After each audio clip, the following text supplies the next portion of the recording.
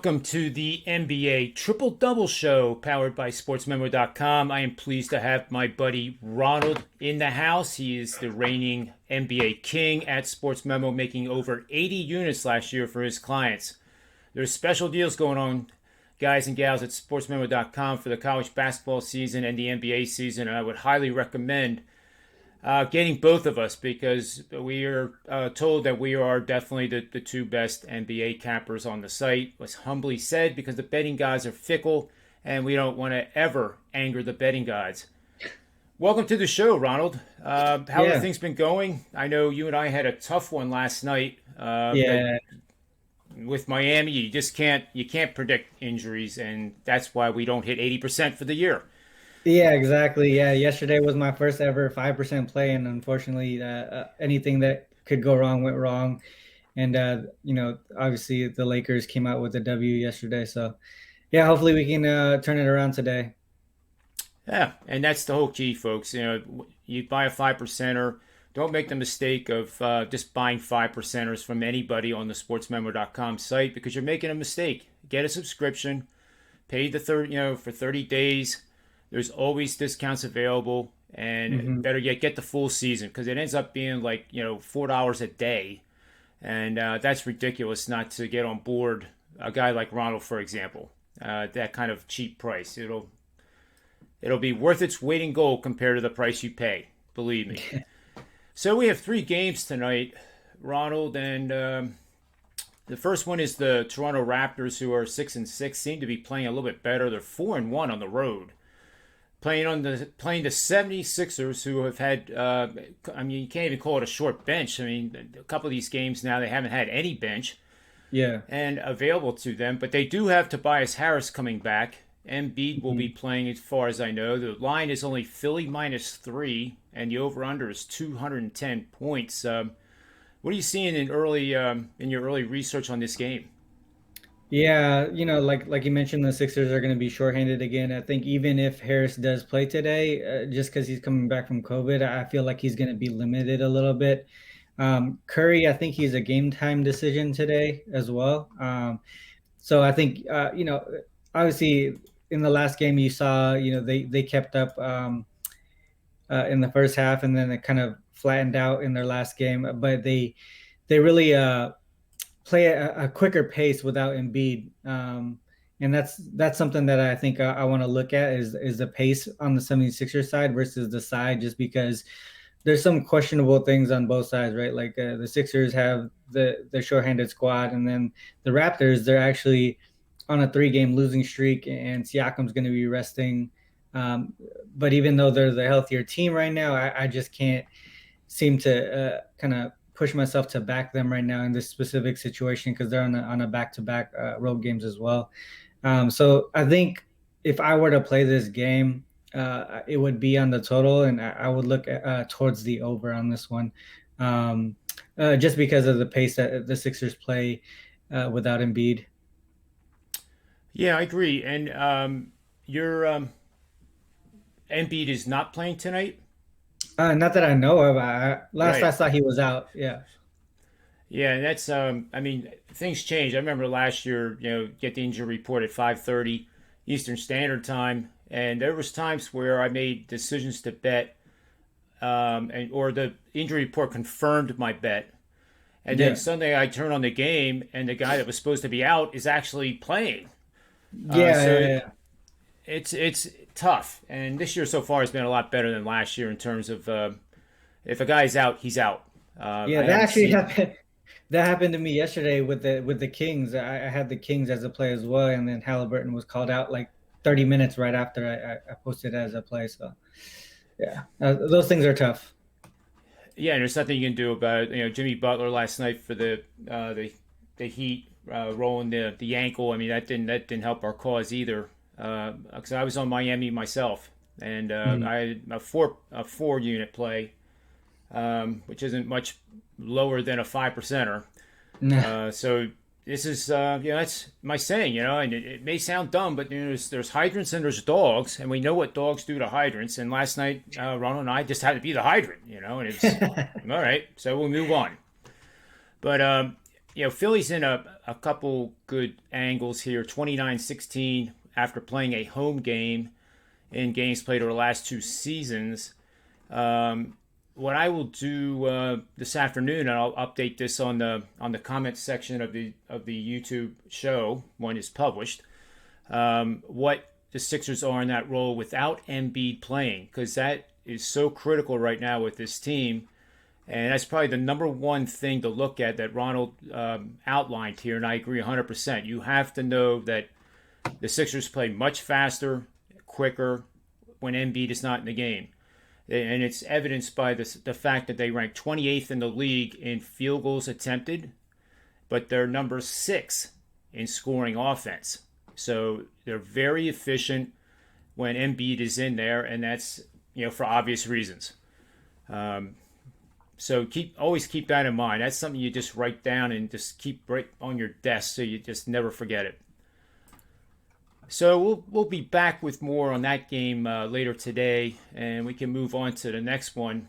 And that game is the 9 o'clock game where the Pacers, who are a shock, at least to me, and I think you would agree, Ronald, 4-8, 1-6 on the road. I mean, they should just stay away from all highways, I guess, and not venture out past Indiana. Yeah. They're taking on a Jazz team now. It's 8-3 and it has a perfect 4-0 record. Utah is a 9.5-point home dog with a total of 216. Of course, Donovan Mitchell is playing at a high level, 25.9 points per game. What do you see in this game so far, Ronald? Yeah, so the Pacers, they're on the tail end of the back-to-back road games too. But LeVert, I think he was off yesterday. I feel like he's going to be able to play today. And the last couple of games at full strength, I think, if I remember correctly, they've only played 2 games at full strength, the Pacers have, and they beat the Spurs and the Knicks by double digits. And the Jazz, they could be looking ahead to the Heat and overlook this Pacers squad. The Jazz lost to Miami by 3 last week, and they got them next up at home. So this could be something where they're looking ahead for a revenge game here, and they kind of overlook a Pacers squad who, at full strength might be a little, underrated just because, their record currently kind of shows that they're not, one of the better teams, but they haven't been playing at full strength all season. So if I were to play this game, I would want to make sure LeVert is in. And if he is, then I would look towards the Pacers side. Yeah, and I like the side. I'm trying to see if I have any updated information on the injury report here. And unfortunately, I have nothing to add on the injury side of things. But Indiana would be my lean as well. You're betting on road underdogs, 3.5 to 9.5 points after going under the total by 50 or more total points in the last 10 games, and has a win percentage of not higher than 40% on the season. That has gone 40, 12, and 2 for 76% over the last 5 seasons, and that would support what would appear to be a contrarian play on the Pacers. Mm-hmm. And I'm sure the last I looked, the betting number of tickets was squarely on the Utah Jazz, and I kind of think, assuming that 9.5 is going to be automatically covered because the Pacers aren't that good, I think that could be a huge mistake. And then I would also put in the caveat that LeVert has to be playing, and if he's not, then I would make it a lean at best. Mm-hmm. I'm looking at some of these trends here. We can just pop one of these off, for beginning, bettors. You might see a trend that shows Indiana, for example, here is 3-19 against another after playing 2 consecutive road games back to back over the last 2 seasons. I view that as supportive of Indiana because it's so long. It's 21 games, and rarely do you ever see trends that are that high a percentage that are, say, 6-36, for example. And when they get to be this long, it's almost like that it's run its course and the Pacers are that trend becomes meaningless essentially. Do you see it the same way, Ronald, or do you look at trends differently than that? I think it really depends on, what metrics you're looking at, as far, and also, how the team specifically, right? Is it the makeup of the team exactly the same, right? Are they playing the same way? Are they playing the same style? Are the key players the same? I think you really have to look at each trend or each system that you create or build a little bit differently than each other, just because of those reasons. Yeah, so it's like interrelated to another situation or a fundamental matchup that the Mhm. trend then becomes valuable, I think. Yeah, yeah, And yeah. yeah, Yeah, it's yeah, hard. It's hard because there are times when your trends or anything might be on a hot streak and you want to blindly tail them, but usually that's not the case. You always want to do more than just follow one trend.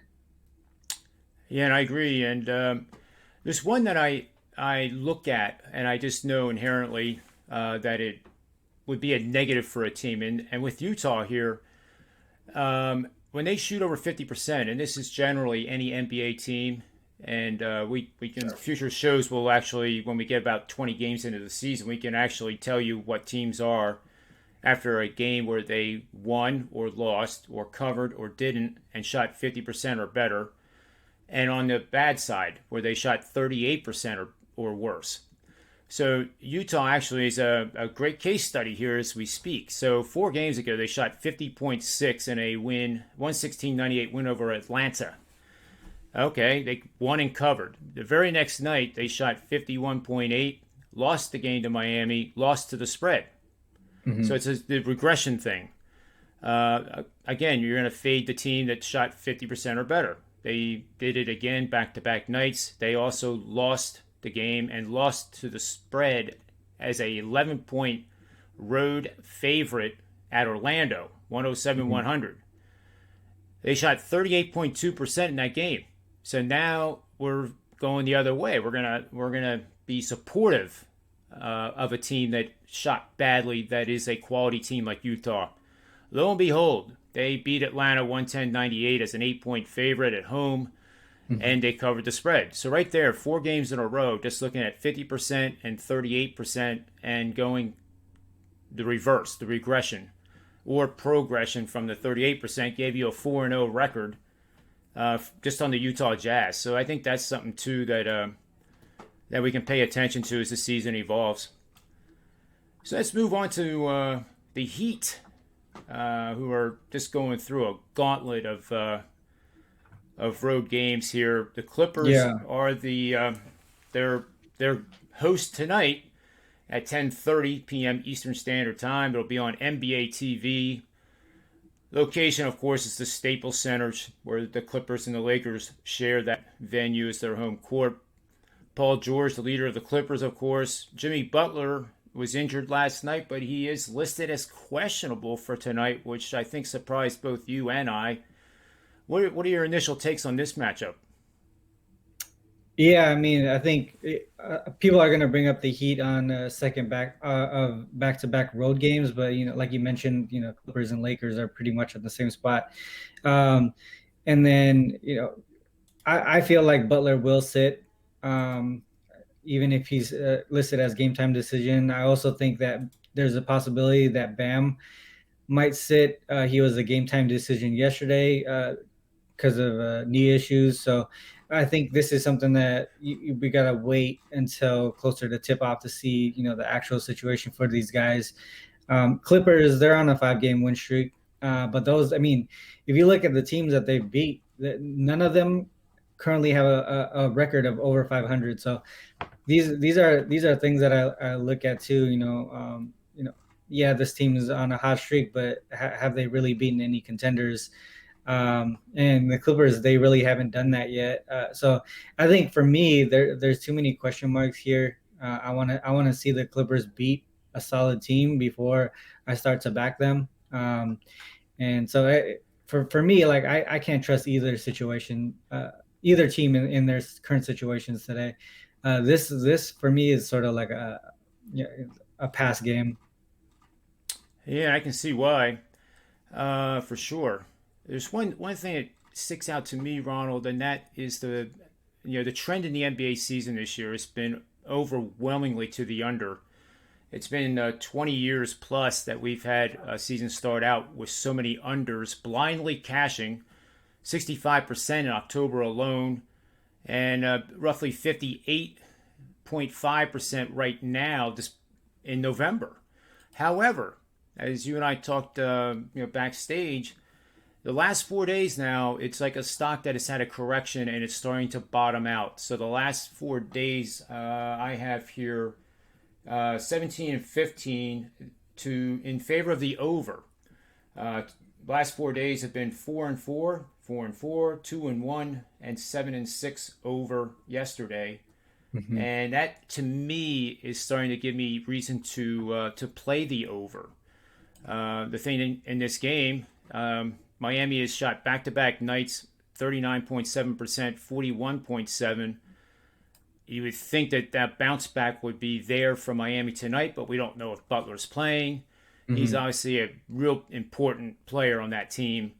And then we just talked about the 50%, um, you know, angle, where you Yeah. look at a team that shot over 50% and then fade them.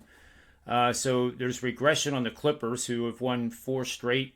And to your point, Minnesota twice, Charlotte, who plays absolutely matador defense. That's what I'm going to call it.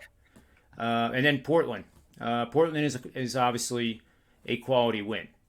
But still, 4 wins in a row, 5 wins in a row, 4 wins in Yeah. a row to the spread, 52% shooting the last game. I can't pull the trigger on an over, even though that would be my lean if I was forced to bet it. Mhm. So unfortunately, I think that is you're right in this is a game that you just look at the box score tomorrow or watch on TV and enjoy it. It should be Yeah. certainly entertaining. You said you're leaning towards over on this one? I would be leaning towards the over. Yeah, I Um, think, when you say that, I think if both Butler and Bam sit, there is definitely a possibility of the over going just because those two guys are key guys for that defense. And so that's going to mean you're going to have players like Harrow playing more minutes, and he's gonna play a quicker pace and get a lot more shots in. So I think I could see that happening. It just depends if the Clippers do regress, like you said. that's interesting you said that because I was actually coming from the angle of if they don't play, that means the offense is going to be not what it usually is. But your point's even better. And that's what's great about these shows because exchange of information is power, and that's a great point that the defense is going to be much weaker without those two guys playing, and that makes all the sense in the world to me. So maybe it is an official lean now. There is an angle. You're going to bet the over in any game with a total of 210 points in a non-conference matchup after in this case, the Clippers after three consecutive covers or more as a favorite.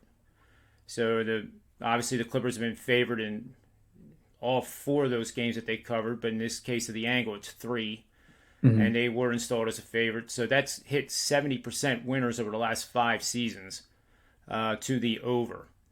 So that's a perfect example of why we love doing these shows because now instead of just like hesitating and not really thinking the overs to play, I personally I like at least a lean. A lean for me would be like a 2 unit bet, and Ronald would be the same. Uh, Hmm. so I think that's where I'm going to start on this game, and then anything that changes going forward, I'll update in the comments section as will Ronald with any new information, news, changes in our views. Guys, Anything big going on at sportsmemo.com for you, Ronald?